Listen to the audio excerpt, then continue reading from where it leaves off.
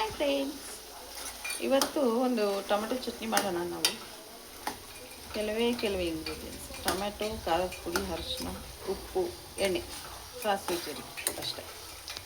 ಇದರಲ್ಲಿ ಒಂದು ಟೊಮೆಟೊ ಗೊಜ್ಜು ಮಾಡ್ತಾಯಿದ್ದೀನಿ.